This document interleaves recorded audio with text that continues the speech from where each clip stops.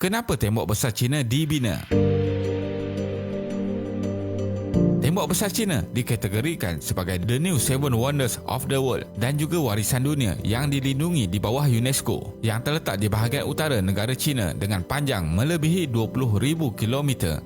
Ianya sebenarnya bukan terdiri daripada binaan sahaja, bahkan ianya adalah gabungan dari beberapa siri binaan tembok dan penambahbaikan dari struktur asal. Tembok besar China ini dibina dalam tempoh masa 1,700 tahun dari kurun ketiga sebelum Masihi hingga kurun ke-17 Masihi di kawasan sempadan utara China sebagai tembok pertahanan empayar-empayar China. Semuanya bermula pada kurun 220 sebelum Masihi di bawah Raja pertama China, Qin Shi. Beliau mengarahkan penambahbaikan dan tembok-tembok pelindung yang dibina sebelum ini disatukan untuk melindungi penaklukan dari arah utara. Dan akhirnya, tembok besar China tamat pembinaan dan pemulihan pada zaman dinasti Ming 1368 hingga 1644. Dan pada waktu ini, ianya berjaya menjadi binaan tentera paling besar. Jadi, video kali ini, kita akan melihat kenapa tembok besar China ini dibina. Teruskan menonton.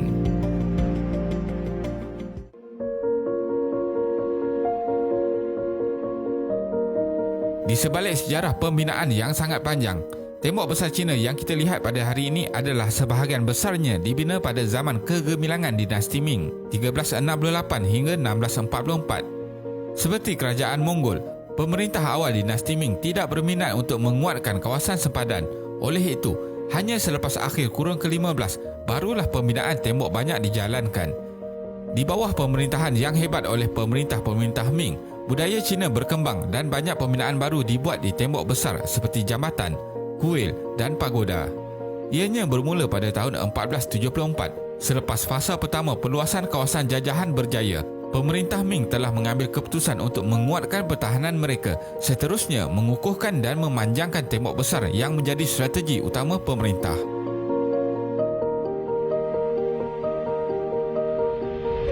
Tembok besar China bermula di daerah timur Shanghai Guan, di Hebei dan berakhir di kawasan barat dalam daerah Gansu dan merentasi 15 daerah termasuk Beijing, Tianjin, Hebei, Shanxi, Ina, Mongolia, Jilin dan banyak lagi.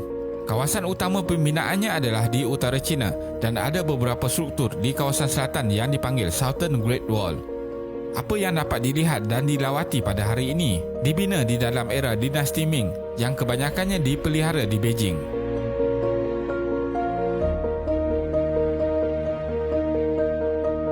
Tembok besar China dibina oleh tentera, rakyat tempatan dan penjenayah ataupun banduan. Apabila Maharaja Qin Shi mengarahkan pembinaan, kebanyakannya menggunakan tentera dan pesalah. Dianggarkan sebanyak 40,000 manusia yang mati semasa pembinaannya dan mereka ditanam di dalam tembok tersebut. Selain tentera, Maharaja Qin Shi juga menyuruh rakyat untuk menyertai pembinaan. Ramai maharaja-maharaja dinasti seterusnya yang menggunakan cara yang sama. Dalam pemerintahan dinasti Qi, Maharaja mengarahkan rakyat membina tembok tersebut dari daerah Jiaoku hingga Hangzhou sepanjang 450 km. Seterusnya pada dinasti Sui, balu juga dikerah kerana semua pekerja lelaki sudah digunakan.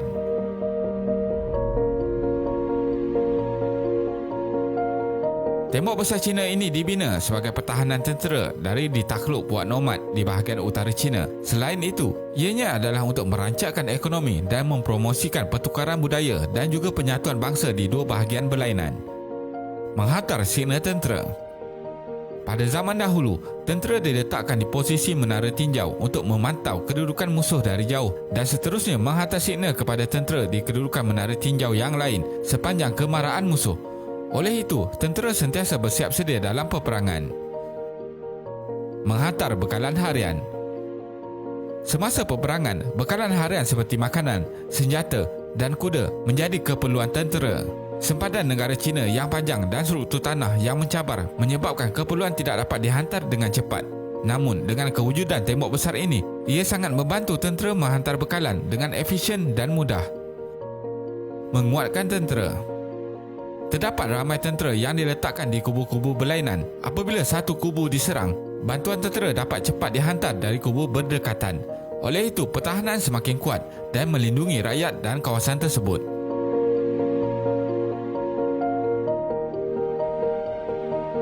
Pada masa dahulu, kawasan selatan Tembok Besar memainkan peranan besar dalam merancangkan ekonomi pertanian, manakala kawasan utara Tembok Besar Puak Nomad merancangkan ekonomi penternakan haiwan.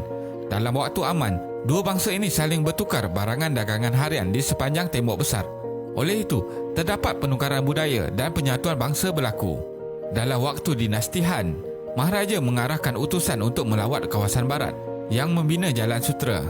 Maharaja juga mengarahkan pembinaan Tembok Besar di sepanjang Hazy Corridor yang berada dalam sebahagian Jalan Sutera. Ini dapat melindungi Jalan Sutera yang banyak menghidupkan penukaran budaya, politik, ekonomi di antara negara China dengan negara lain. Binaan ini mengandungi struktur seperti laluan kuda, menara tinjau, tempat perlindungan di tembok, kubu dan laluan sepanjang tembok. Purata ketinggian Tembok Besar China ini adalah antara 6 hingga 7 meter dan paling tinggi adalah 14 meter. Disebabkan perbezaan struktur tanah dan lokasi geografi, keluasan tembok ini adalah pelbagai. Tetapi kebiasaannya, ukuran keluasan adalah 4 hingga ke 5 meter di atas yang membolehkan 4 ekor kuda melalui merentasinya pada masa yang sama. Struktur asas tapak yang luas juga menjadikannya lebih kukuh.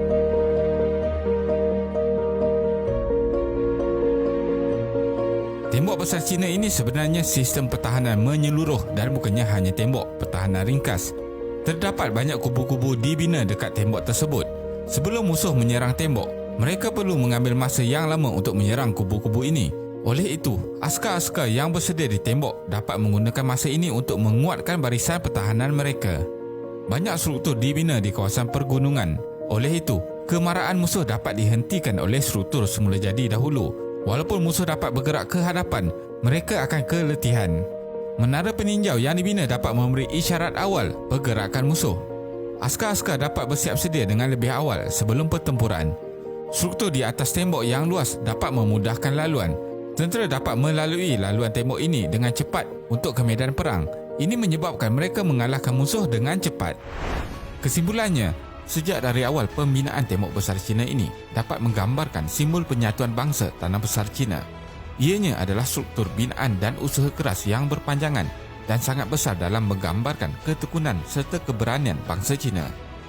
Oleh sebab itu, sekitar tahun 1950-an, kerajaan China komited menjalankan usaha penyelenggaraan dan pembinaan semula tembok ini. Tembok Besar China juga disebut dalam lagu kebangsaannya dan dicetak pada set wang cetakan pertama dan keempat mata wang negara ini. Kini, Tembok Besar China bukan lagi berfungsi sebagai benteng pertahanan. Sebaliknya, ia menjadi salah sebuah simbol kebangsaan bagi negara China di samping destinasi pelancongan yang terkenal. Terima kasih kerana menonton dan jangan lupa subscribe. Jumpa lagi.